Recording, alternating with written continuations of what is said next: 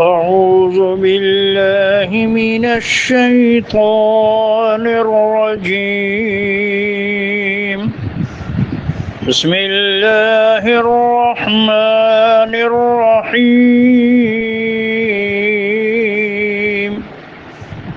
ولما رجع موسى إلى قومه غضبان أسفا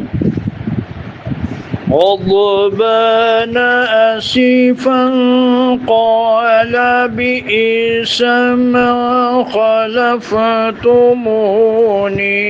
من بعدي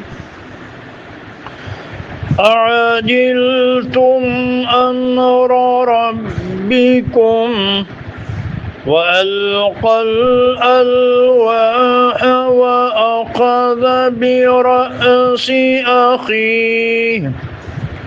أخيه يجره إليه قال ابن أم إن القوم استضعفوني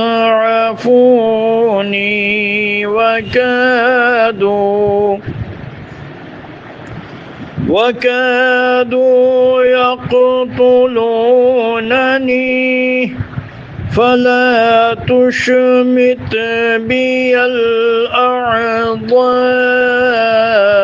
ولا تجعلني مع القوم الظالمين. قال رب اغفر لي ولأخي وأدخلنا في رحمتك وأنت أرحم الراحمين.